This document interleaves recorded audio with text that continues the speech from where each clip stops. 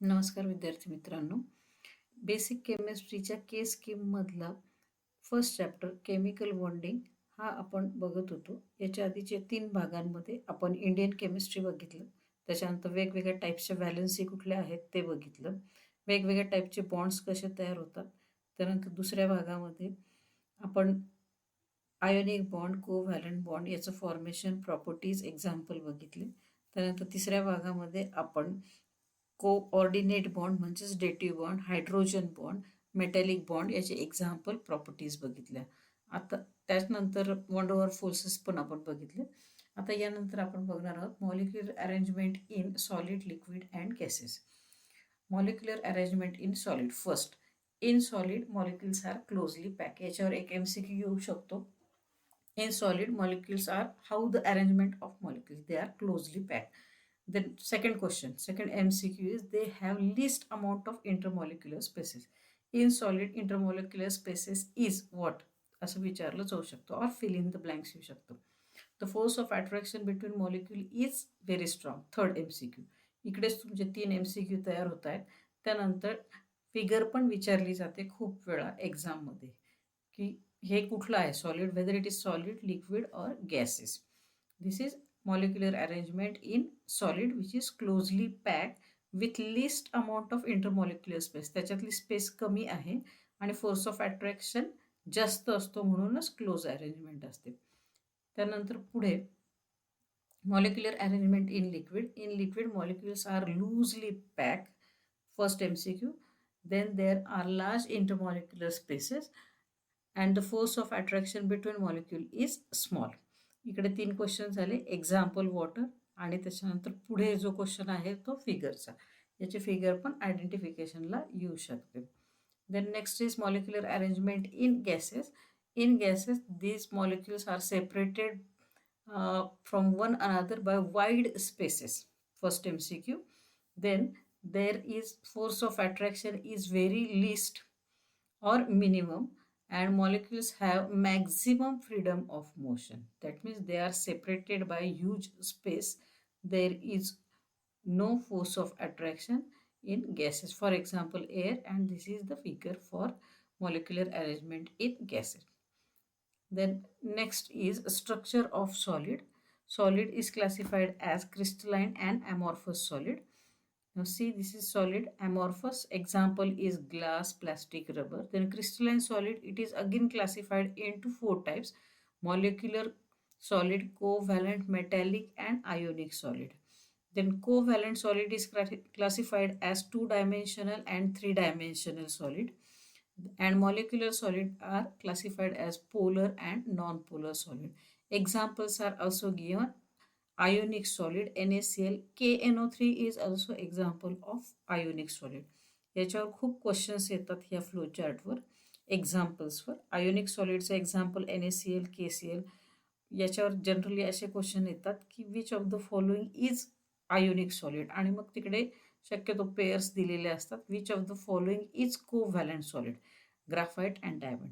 Which of the following is molecular solid, water, sugar. These are polar and non-polar are iodine, sulfur, phosphorus.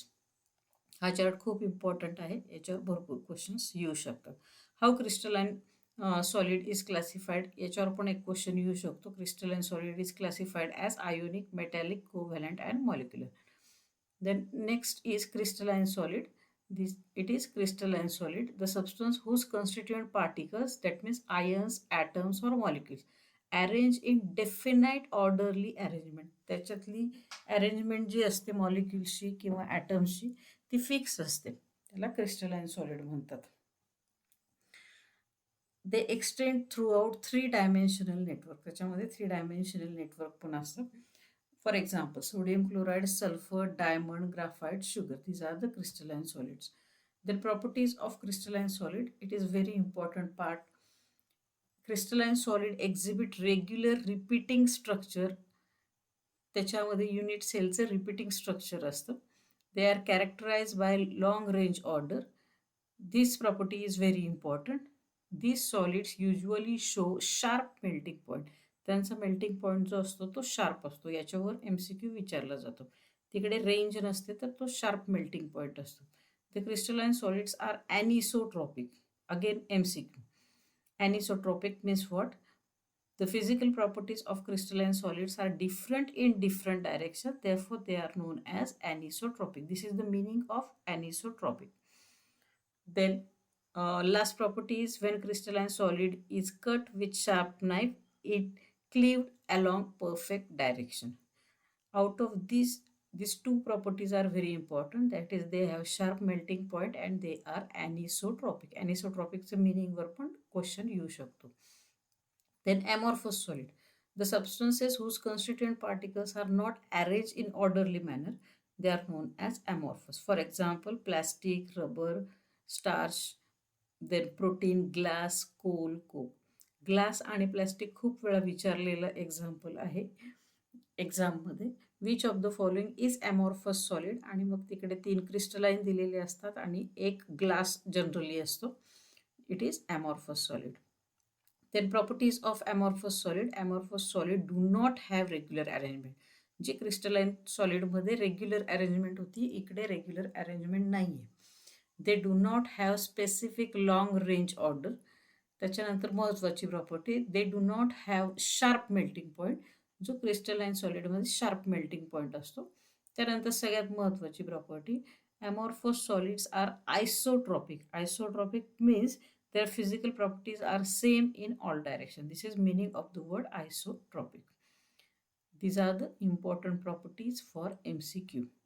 Now comparison between amorphous and crystalline. This is regular arrangement and this is irregular arrangement. This is the comparison which is we already taken these points in previous slide. Then classification of crystalline solid is molecular solid, made up of molecules. These are the polar, non-polar and hydrogen bonded molecule. Example is given. याच्यावर पण MCQ येतो. Which of the following is polar molecular solid? Solid HCl, solid NH3. Then non-polar solid hydrogen gas, hydrogen, then iodine and carbon dioxide solid, which is used in fire extinguisher. Then hydrogen bonded molecular solid is solid water, that is ice. These are the example of molecular solid. याच्यावर पण MCQ येऊ शकतो. Then ionic solids. Ionic solids, these are made up of ions. For example, crystalline NaCl and KNO3. हे खूप वेळा आलेला हा question आहे. त्याच्यानंतर कोव्हॅलंट सॉलिड. कोव्हॅलंट सॉलिडमध्ये स्ट्रॉंग कोव्हॅलंट बॉन्ड प्रेझेंट असतो. त्याचे एक्झाम्पल जे आहेत, diamond. First example is diamond. Here tetrahedral arrangement is present. याच्यावर MCQ खूप वेळा आलेला आहे.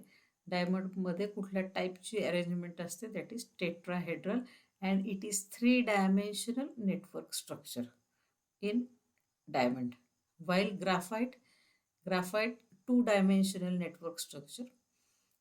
See, and arrangement is hexagonal network. हे दोन प्रश्न येऊ शकतात. 2D structure in graphite, 3D structure in diamond, and in diamond tetrahedral arrangement, while in graphite hexagonal arrangement is present. Then next is metallic solid. Metallic solid naturally made up of positive ions and mobile electrons. जसं metallic bond तयार होतो तसंच metallic सॉलिडमध्ये पण positive ions आणि C of electrons असतो, किंवा त्याला delocalise electrons पण आपण म्हणू शकतो. सगळे मेटल्स जे आहेत ते मेटॅलिक सॉलिडचे एक्झाम्पल्स आहेत.